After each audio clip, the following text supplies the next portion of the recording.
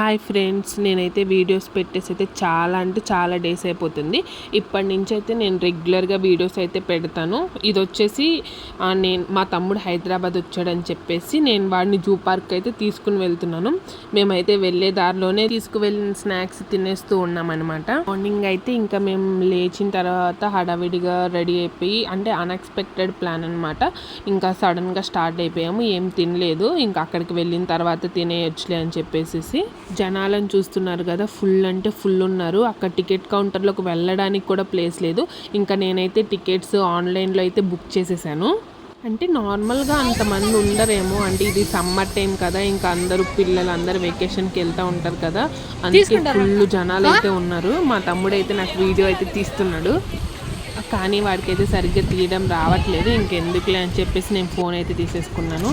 ఇంకా ఆల్రెడీ వెళ్ళిన వాళ్ళకైతే ఐడియా ఉంటుంది, మనం జూ పార్క్లో స్టార్టింగే తాబేలుతో అయితే స్టార్ట్ చేస్తాం కదా, ఇంకా అక్కడి నుంచే ఇంకా ముందుకు వెళ్తూ ఉంటే అన్ని యానిమల్స్ వస్తూ ఉంటాయి.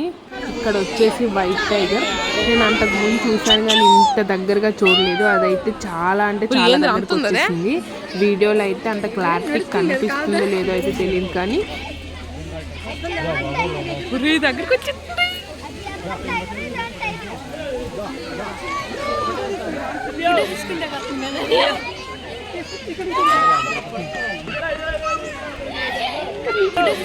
ఈ టైగర్ కూడా అయితే చాలా దగ్గరకు వచ్చేసింది. అందరూ పిక్స్ అయితే తీసుకున్నారనమాట.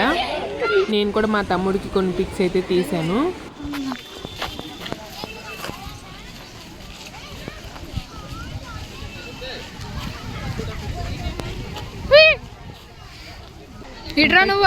అయితే చాలా జింకలు ఉన్నాయి.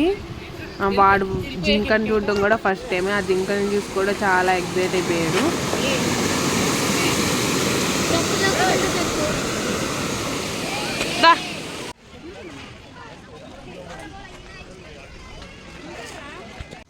ఈ ట్రైన్ ఫస్ట్ టైం నేను వచ్చినప్పుడు అయితే వర్కింగ్లో లేదు, బట్ ఇప్పుడైతే తిరుగుతుంది. మేమైతే ఎక్కలేదు, మేము అన్నీ నడుస్తూనే చూసాము.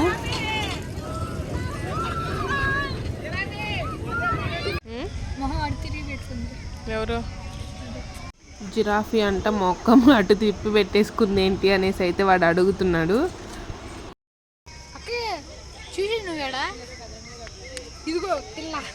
ఇక్కడికి వచ్చేసరికి అన్ని క్రొకోడైల్స్ ఎన్ని ఉన్నాయంటే అన్ని ఉన్నాయి. అక్కడ నాకు తెలిసి జూ పార్కులో ఎక్కువగా ఉన్నది ఏంటి అంటే జింకలు, తాబేళ్ళు, మొసళ్ళు, ఈ మూడే చాలా ఉన్నాయి. మిగతావన్నీ ఒక్కొక్కటి అలా ఉన్నాయి.